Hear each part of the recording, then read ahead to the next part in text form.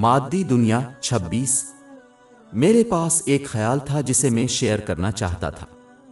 یہ سمجھنا ضروری ہے کہ اگرچہ لوگ اس مادی دنیا میں ذہنی سکون حاصل کرنے کے لیے کوشش کرتے ہیں تو اس دنیا میں حاصل کرنا ممکن نہیں ہے، کیونکہ اسے مادی دنیا میں نہیں رکھا گیا ہے۔ باب 13 الاحد آیت 28۔ بلا شبہ اللہ کے ذکر سے دلوں کو سکون ملتا ہے۔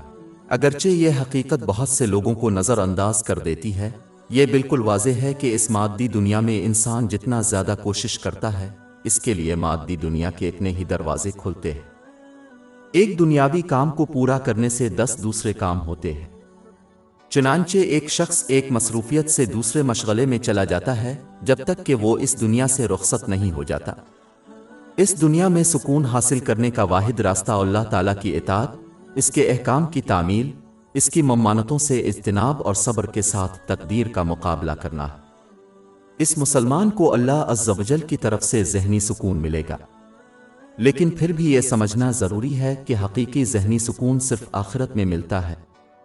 اس کی وجہ یہ ہے کہ کسی کی زندگی خواہ کتنی ہی اچھی کیوں نہ ہو، خواہ وہ اس مقام پر پہنچ جائے جہاں ان پر کوئی دنیاوی یا دینی ذمہ داریاں نہ ہوں، کیونکہ اس نے ان سب کو برطرف کر دیا ہے، اور اس کے بعد بھی ان کے پاس کوئی اور چیز نہیں ہے۔ موت کی حقیقت، قبر اور قیامت کا دن انہیں حقیقی دیرپا امن حاصل کرنے سے روک دے گا۔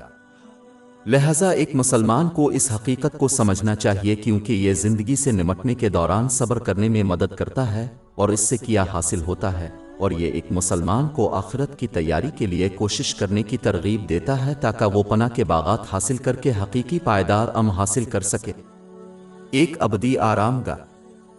ہماری ویب سائٹ www.sheikhpod.com پر 400 سے زیادہ مفت e books, audio books, infographics, podcast اور بلاگ دستیاب ہیں۔